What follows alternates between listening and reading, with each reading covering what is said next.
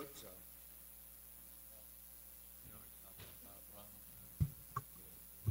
What is?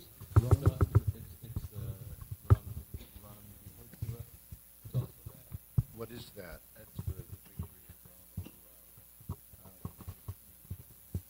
I don't know much about that. I'm prepared for jokes.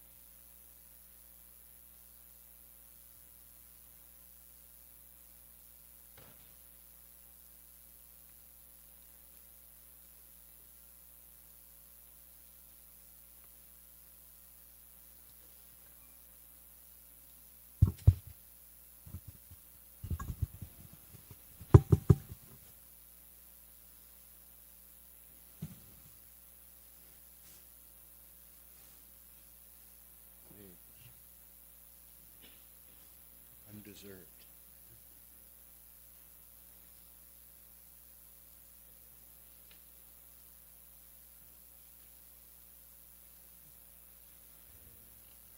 Jaya Radha Madhava Kunja Bihari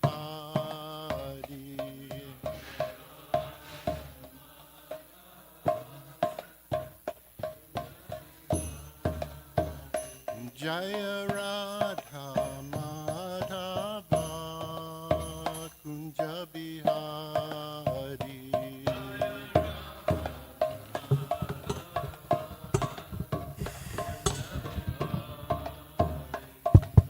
Gopi Jana Vallabha Girivaradari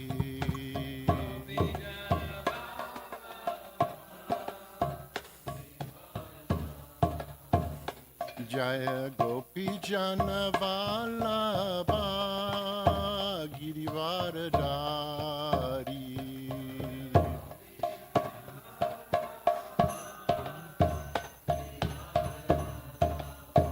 Yasoda Nandana Braja Janaranjana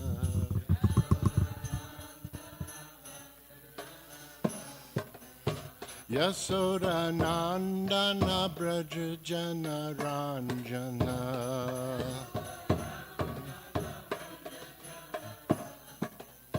Jamuna Tira Vanachari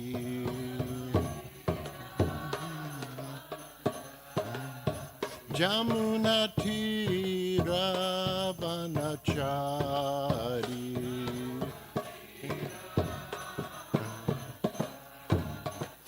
Jaya Radha Madhava Kunja Bihari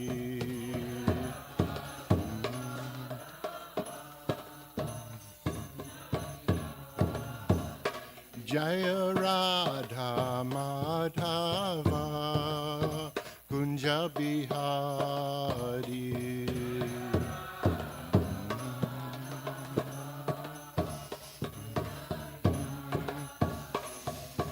Gopi Jana Vallabha Girivaradari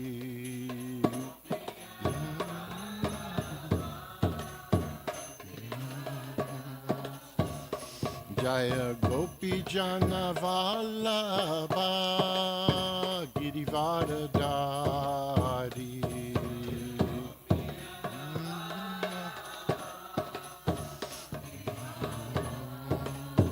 Yasoda Nandana Braja Jana Ranjana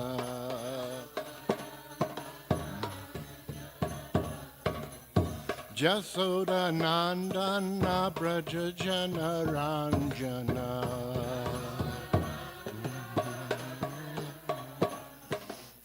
Jamuna Tira Vanachari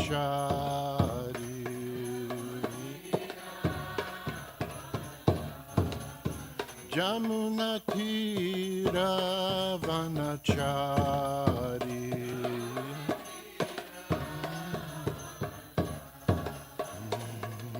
Hare Krishna, Krishna Krishna, Hare Hare, Hare Rama, Rama Rama, Hare Hare.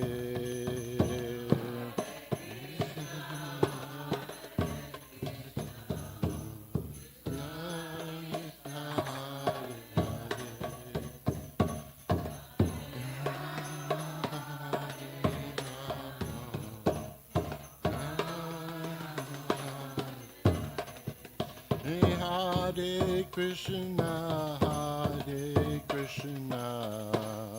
Krishna Krishna, Hare Hare, Hare Rama, Rama Rama, Hare Hare.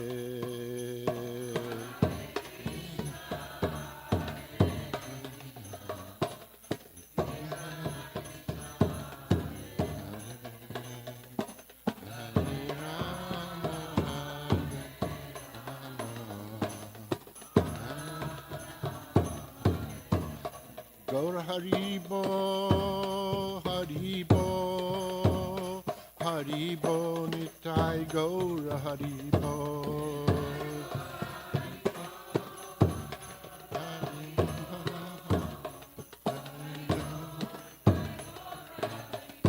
Jaya Jaya Srila Prabhupada, Srila Prabhupada, Srila Prabhupada, Srila Prabhupada.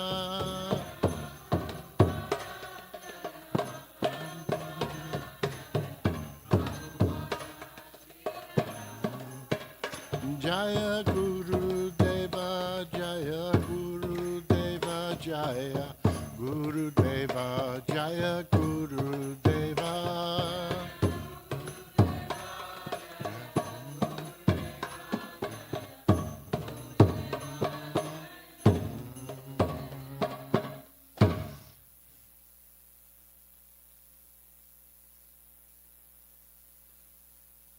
Om Jnana Timrandasya Jnananjana Shalakaya Chakshun Militam Yena Tasmai Sri Gurave Namah Sri Chaitanya Manobishtam Stapitam Yena Bhutale Swayam Rupa Kadamayam Vidakti Swapadantikam.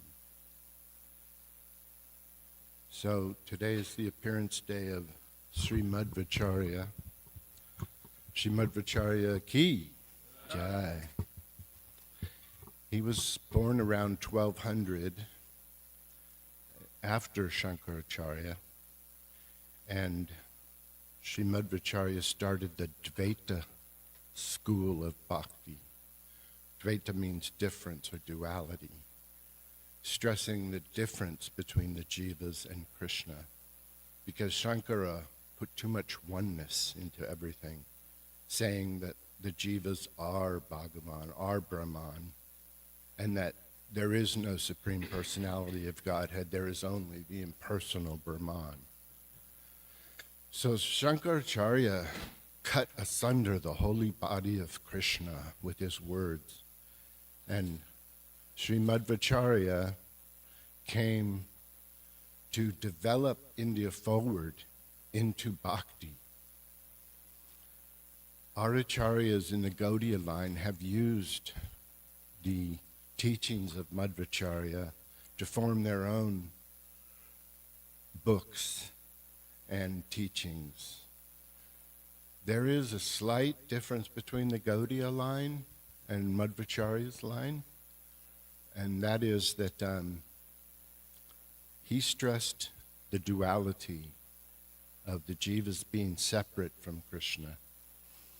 But in the Gaudiya line, we say a achintya bhed abhed tattva, that the jivas and everything is simultaneously, inconceivably, one with Krishna, yet different. And that is taught in the Bhagavad Gita as it is. Srila Prabhupada has translated the Bhagavad Gita as it is, as Krishna really says in the Gita. And Krishna really says that things are bhed abhed, one yet different. I have gotten off the internet translation of Madhvacharya's introduction to his commentary on the Bhagavad Gita.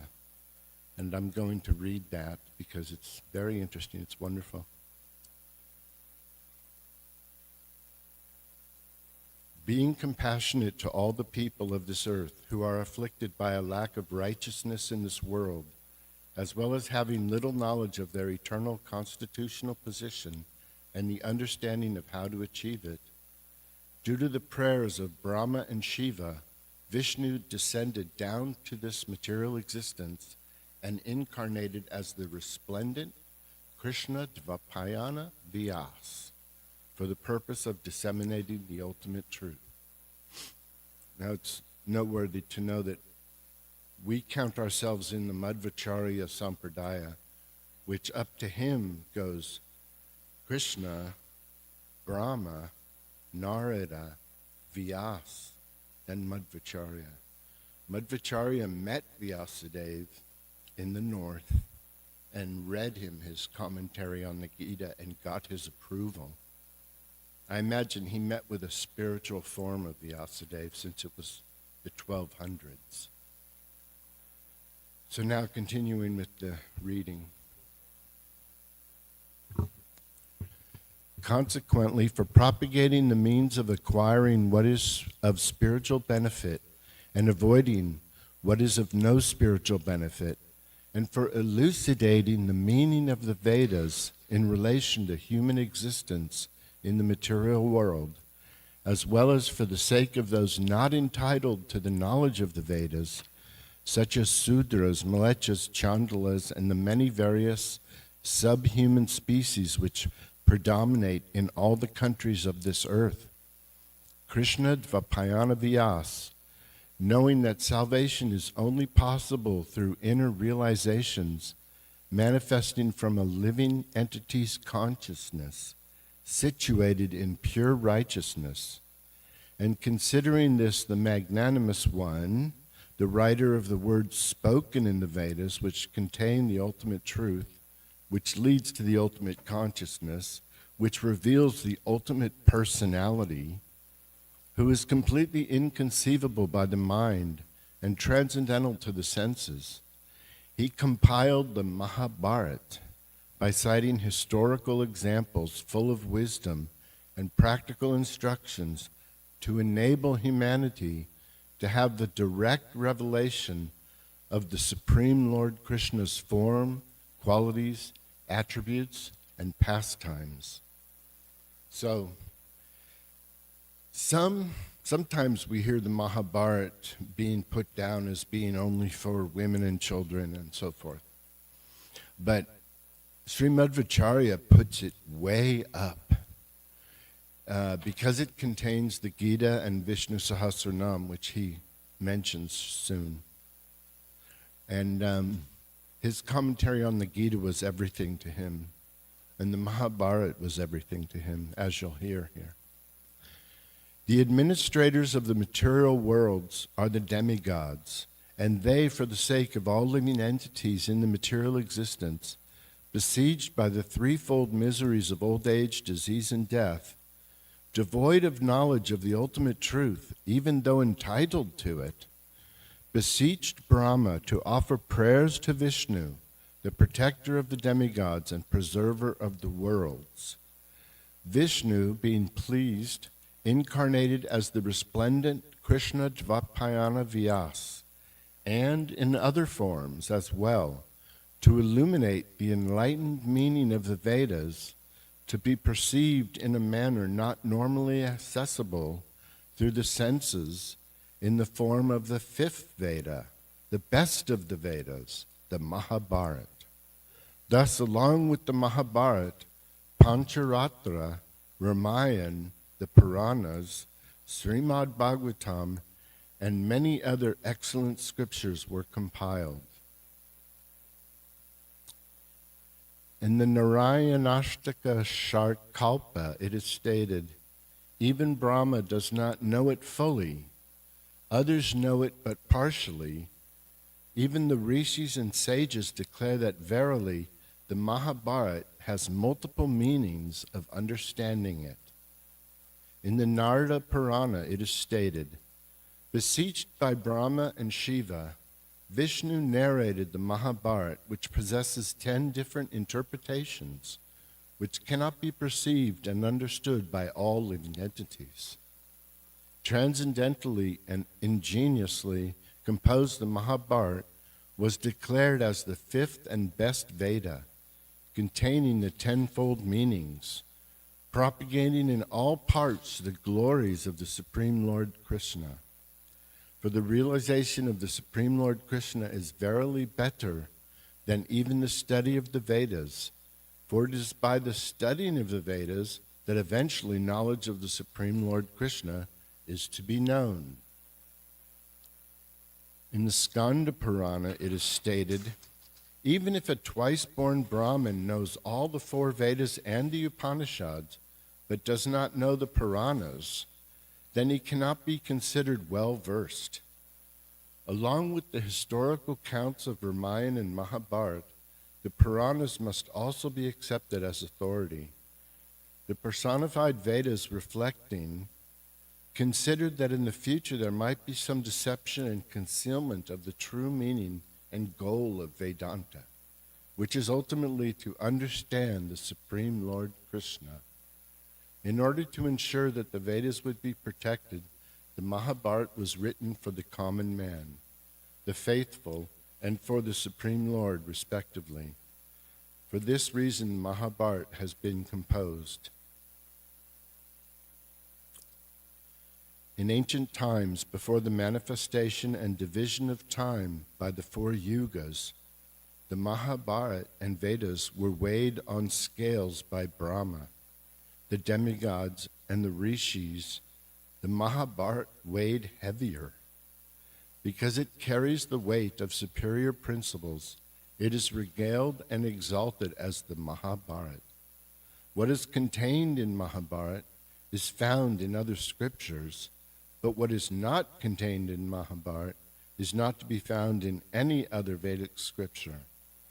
The Anushanika Parva, which contains the 1,000 names of Vishnu, known as the Vishnu Sahasranam, and the Ujoga Parva, which contains the Bhagavad Gita, are paramount, being the very essence of Mahabharata.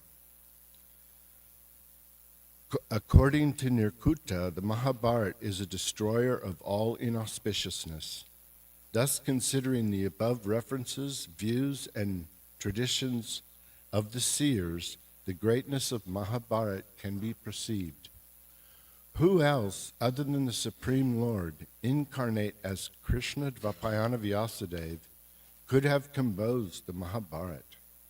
This is the definitive understanding of all the Puranas and scriptures as spoken by Narada and others. How else is it possible that the reactions due to offenses are dissolved by the knowledge of even one of the intrinsic meanings of Mahabharata's 100,000 verses? But this is true.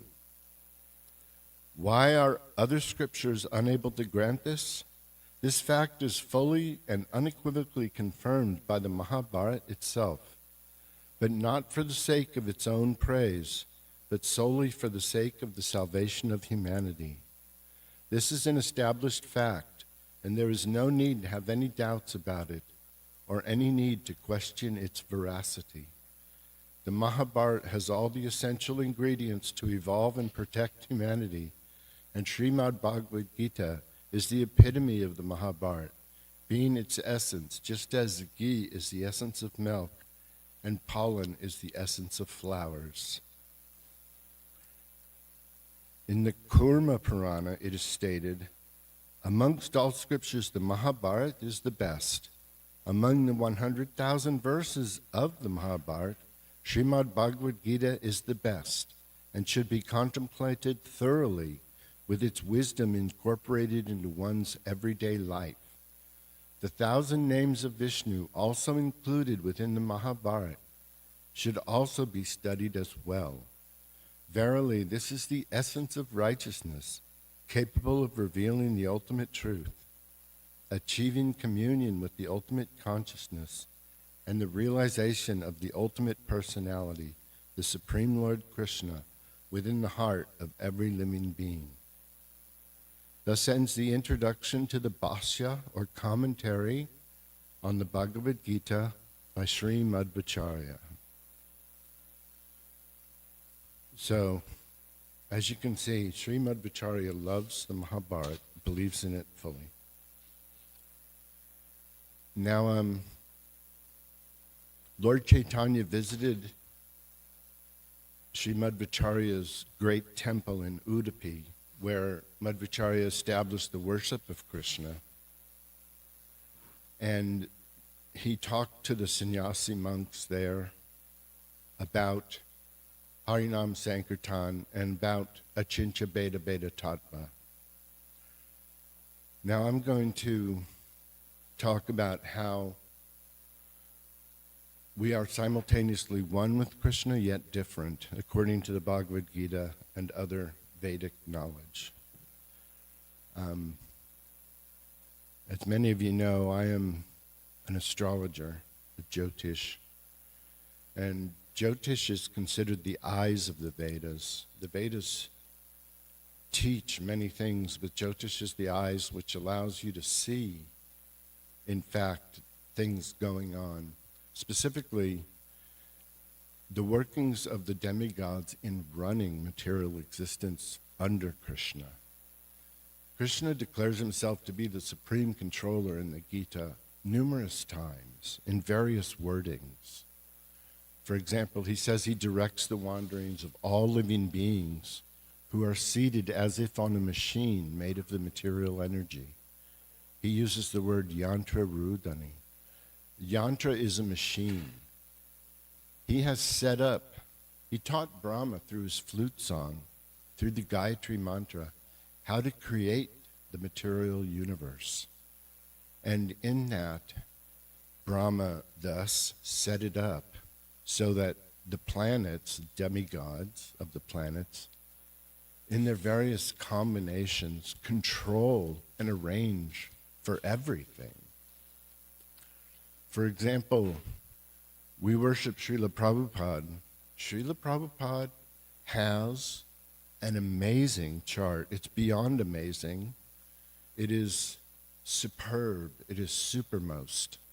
It is the chart of a Jagat Guru. Nothing like it can be seen except in the chart of Sri Chaitanya. The chart of Sri Chaitanya is also incomprehensibly perfect. You don't see perfection in people's charts. You see some good and then some bad. But in these personalities, you see only good. One thing about Srila Prabhupada's chart is that it manifests late in life. That is indicated. An astrologer, when he was a baby, told his parents that he would, in late age, travel across the ocean and open 108 temples. Now, that, of course, came to be. And that kind of thing can be seen in his chart.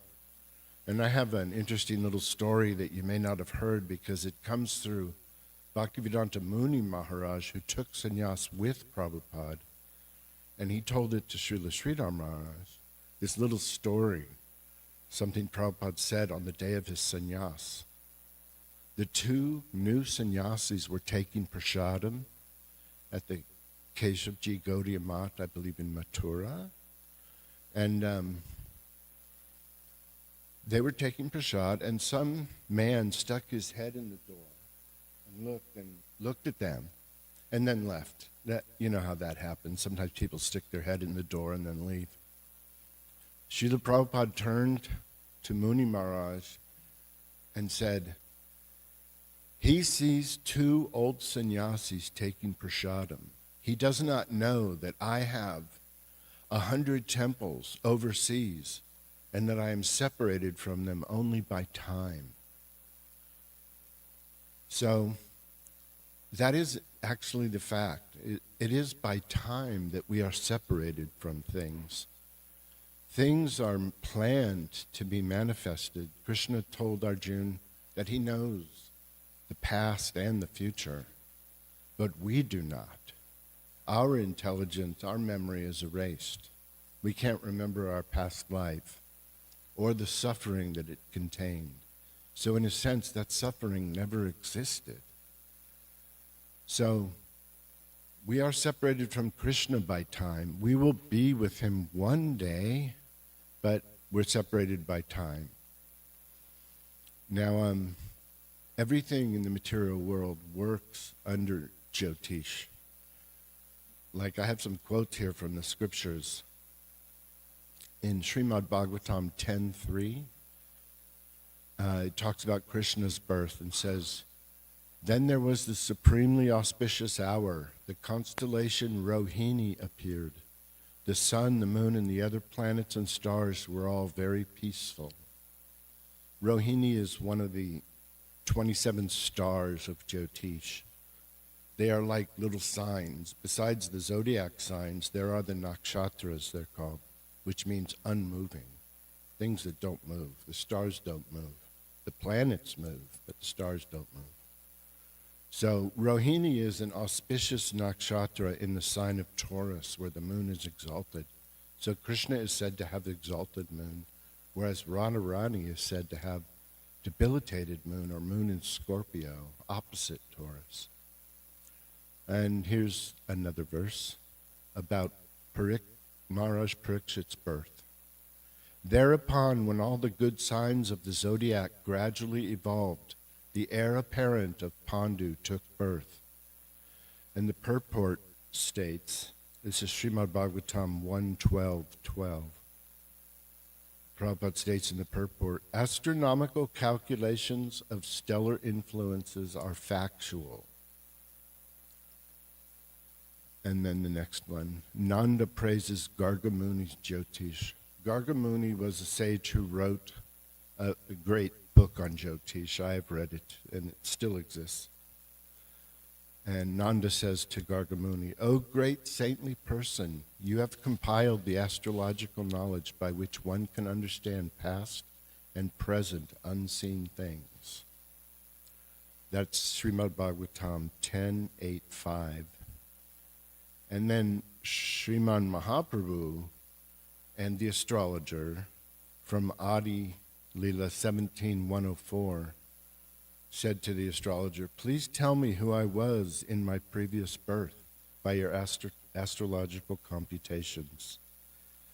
And Srila Prabhupada wrote in the purport, through astrology one can know past, present, and future. He actually knew how to ascertain one's past life through astrology.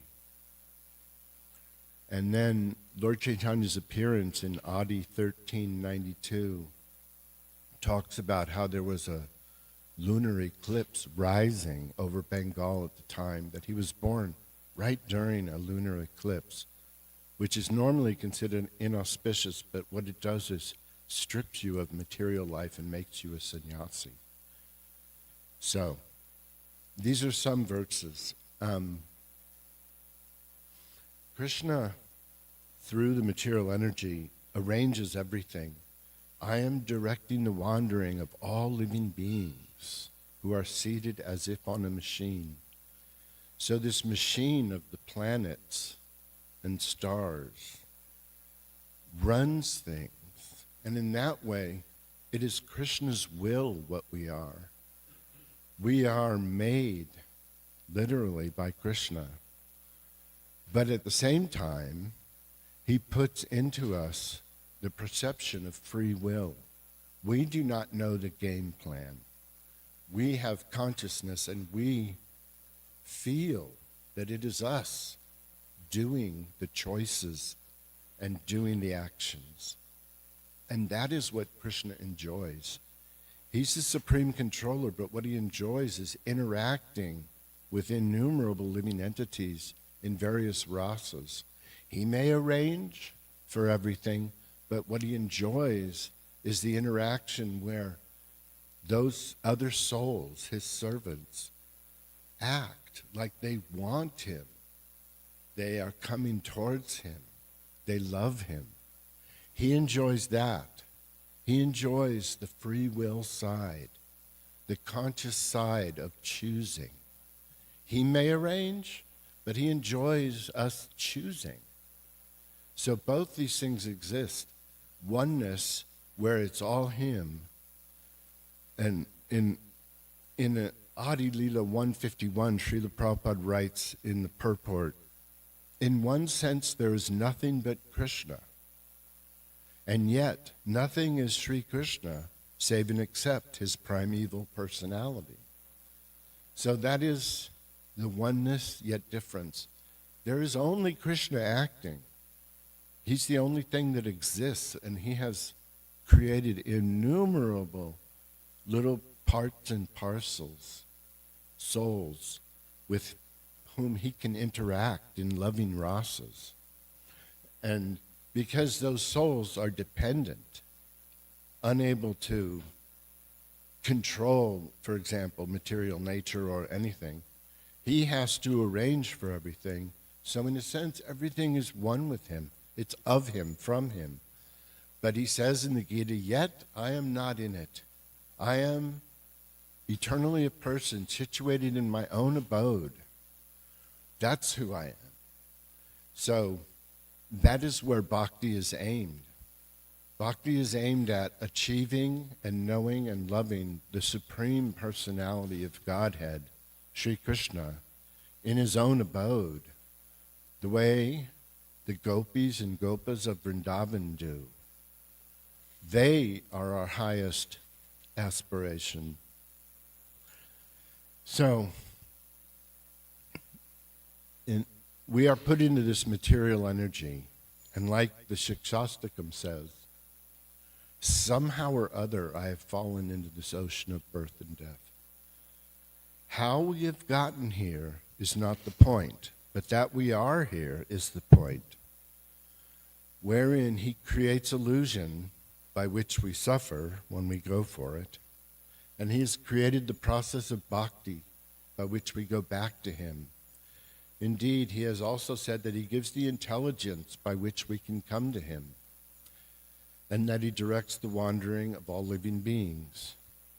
So it is him acting when we engage in bhakti, but he has made it such that we feel it is us, and he relates to that.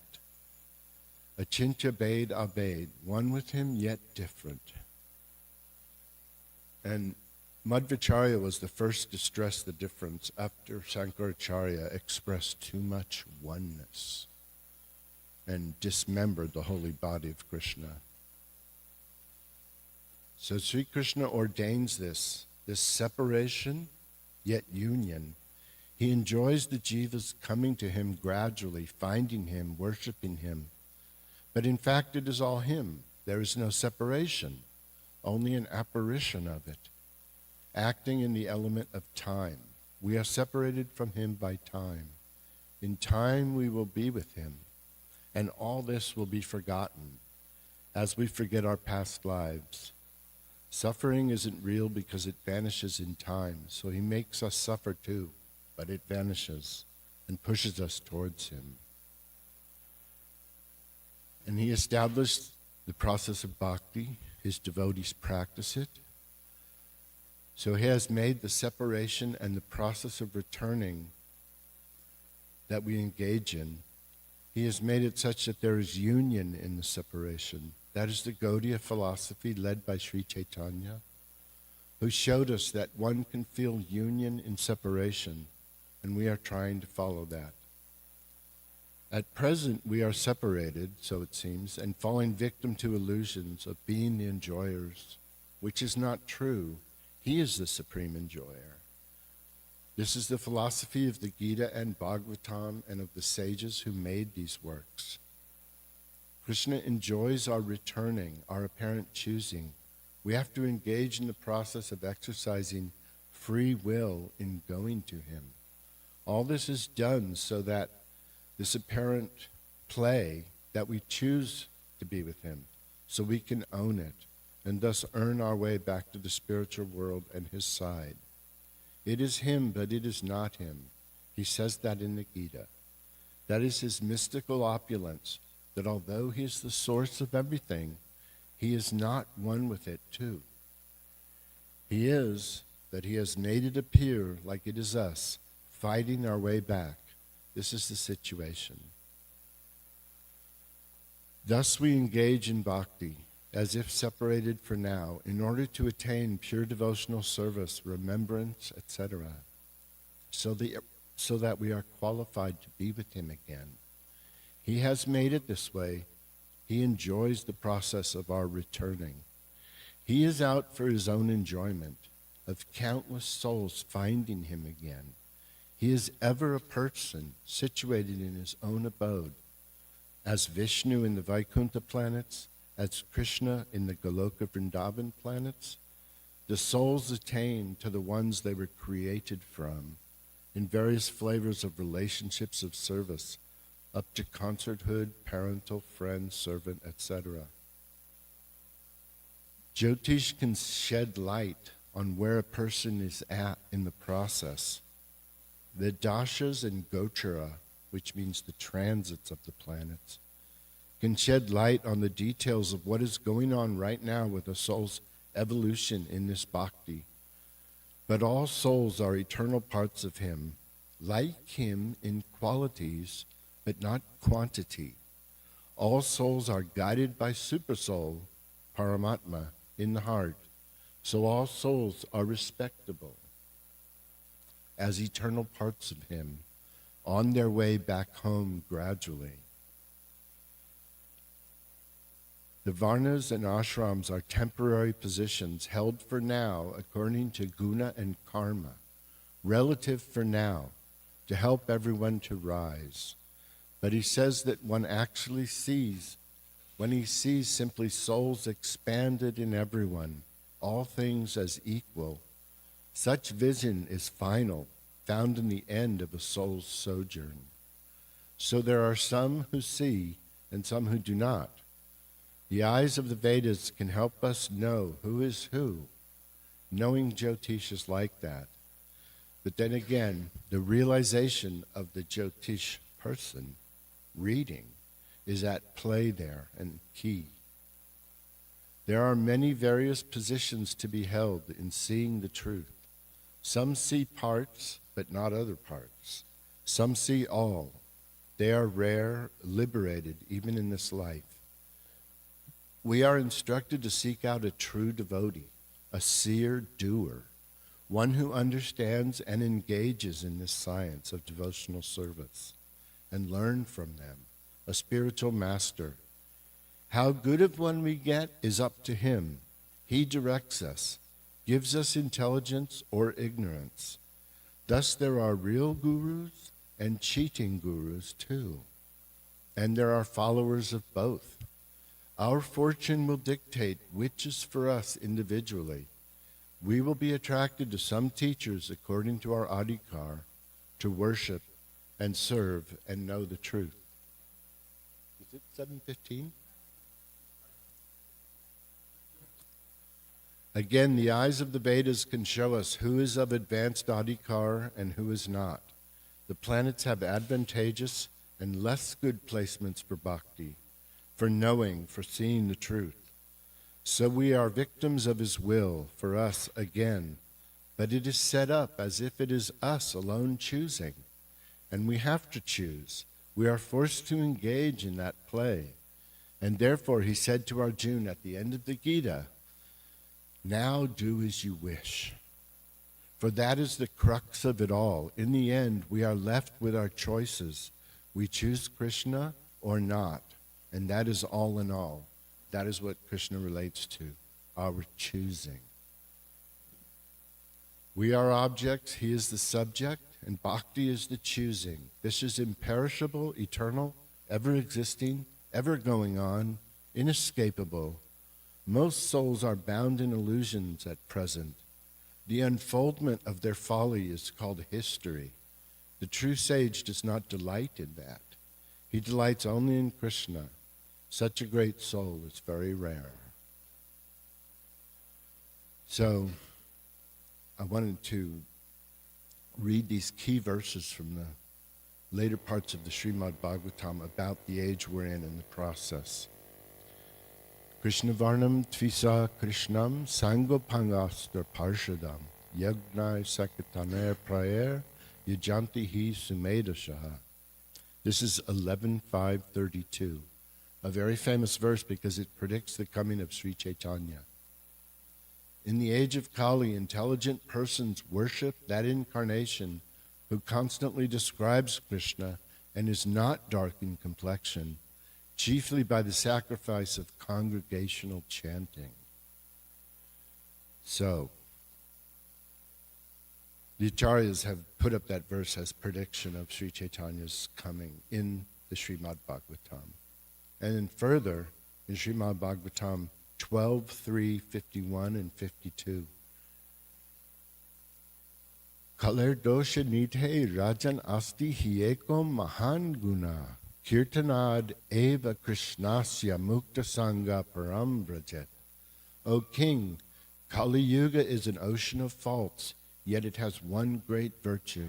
Simply by chanting the names of Krishna, one becomes freed from material attachment and attains the supreme destination.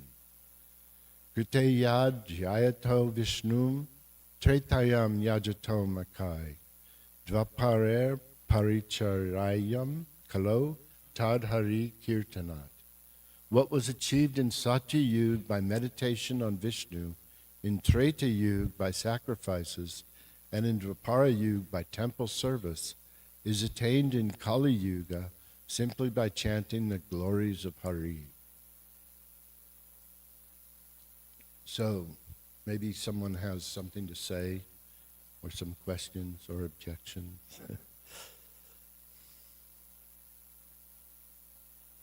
Madhvacharya took Diksha at 5 years old and took sannyas at 12. And he was huge. He once wrestled a tiger from attacking one of his sannyasis, and the tiger ran away. He was considered an incarnation of Vayu, the wind god. And his intellect was unfightable. He gave great stress to the Mayavadis, the followers of Shankara, defeated them and other groups left and right. In this way, Krishna has arranged in India specifically an evolution of Siddhanta, where great acharyas have come throughout the ages to bring forward and mature and develop the Siddhanta right up until Sri Chaitanya and the supreme, insurpassable Gaudiya Siddhanta. So Madhvacharya is one of our great acharyas. We are in his line. We consider ourselves to be Brahma Madhva Gaudiya Sampradaya. All glories to Srila Prabhupada. Thank you.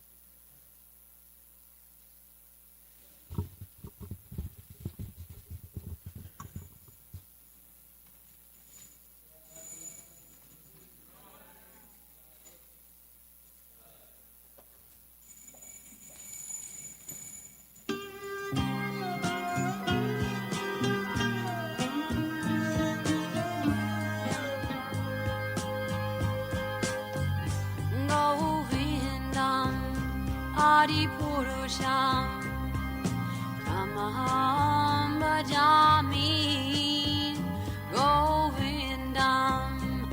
Adipurusham Tamaham Bhajamin Govindam Adipurusham Tamaham Bhajamin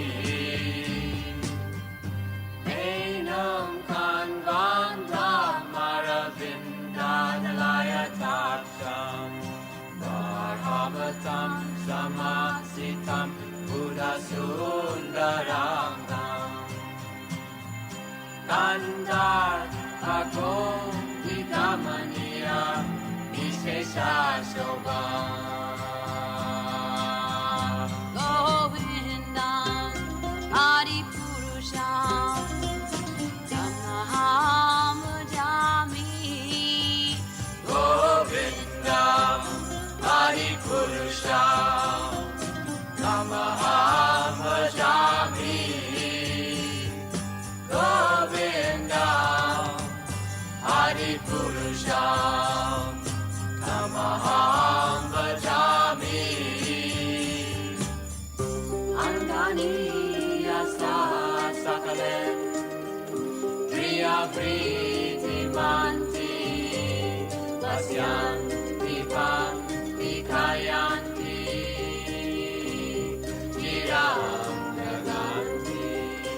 Ananda Chinmaya Sadhu Jala Vigrahasya Govindam Adipurusham Tamaham Bhajami Govindam Adipurusham Tamaham Bhajami Govindam Adipurusham Tamaham Bhajami Govindam Adipurusham Tamaham Bhajami Govindam Adipurusham Tamaham Bhajami Govindam.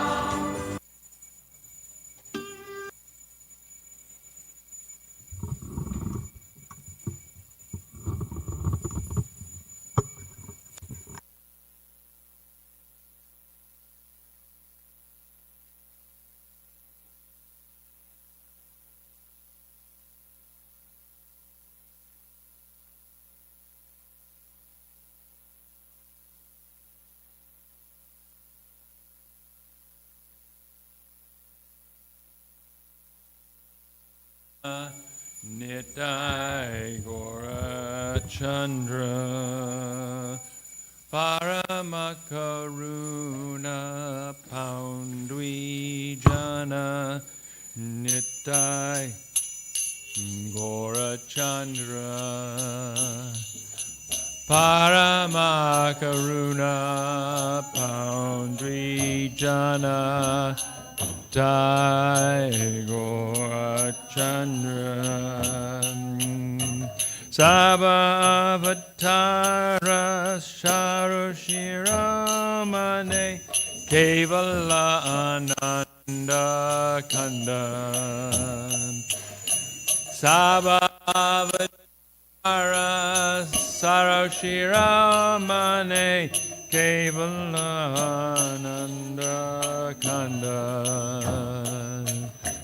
Bajo Bajo Bai Chaitanya Nitai Surida Vishvasa Kori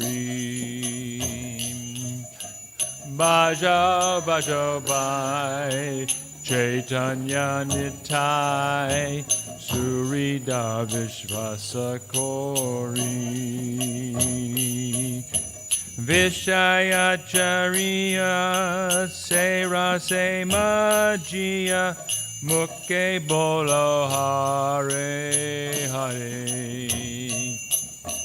Vishayacharya Sera Se Majia Mukke Bolo Hare Deka Ore Bai Tribhuvane nai Emana doyala data Deka ore bai Tribhuvane nai Emana doyala data Pashupake jure Pashana vidare Shuni jaraguna gata Pashana vidare Shuni jaraguna gata Samsare majia Rohili Pariya Sepadena Hilo Asha Samsare Majia Rohili Pariya Sepadena Hilo Asha Apanakarama Bunjaye Samana Kahoye Lochana Dasa Hapanakarama Bunjaye Shamana Kahoye Lochana Dasa Hapanakarama Bunjaye Shamana Kahoye Lochana Dasa Apanakarama Bunjaye Shamana Kahoye Lochana Dasa Paramakaruna Aundwijana Nitai Gorachandra Paramakaruna Aundwijana Nitai Gorachandra Sabhavatara Sarashiromane Kevalananda Kanda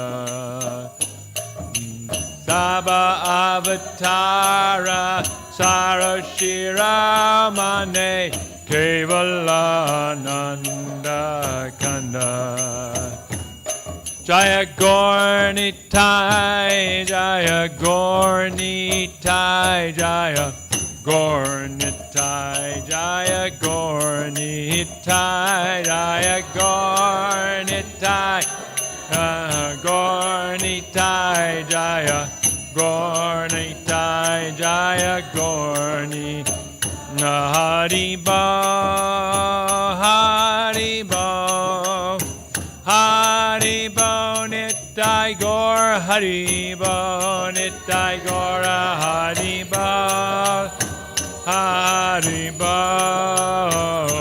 Haribo Nitai Gor Nitai Gor Haribo Haribo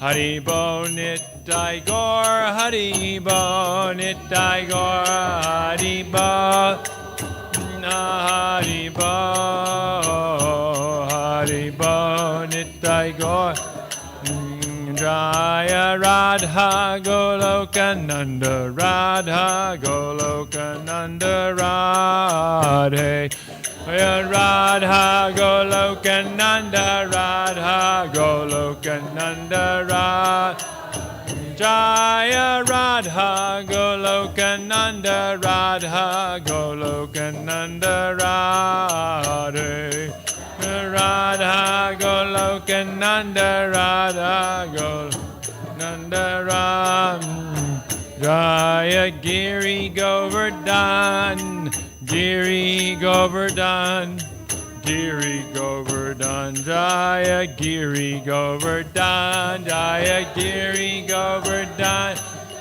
Giri Govardhan Jaya Giri Govardhan Jaya Giri Govardhan Jaya Radhe Jaya Radhe, Jaya Radhe, Jaya Shri Radhe, Jaya Radhe, Jaya Radhe, Jaya Radhe, and Jaya Shri Radhe, Jaya Radhe, Jaya Radhe, Jaya Radhe, Jaya Shri Radhe, Jaya Radhe, Jaya Radhe, Jaya Radhe, Jaya Shri Radhe. Srila Prabhupada ki jai, Shri Shri Gaura Nitai ki jai, Shri Shri Radha Golokananda ki jai.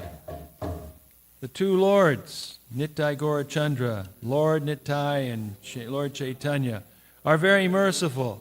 They are the essence of all incarnations, and their specific significance is that by prosecuting their way of self-realization is simply joyful, for they introduce chanting and dancing. My dear brother, I request that you just worship Lord Chaitanya and Nityananda with firm conviction and faith. If one gives up sense gratification to be Krishna conscious by this process, one is sure to reach the desired goal. One simply has to chant, Hare Krishna, Hari, without any sense gratifying motive. You just try and examine this. Within the three worlds, there is no one like Lord Chaitanya or Lord Nityananda, because their merciful qualities are so great that they make even birds and beasts cry. What to speak of human beings? Even stone will melt at the chanting.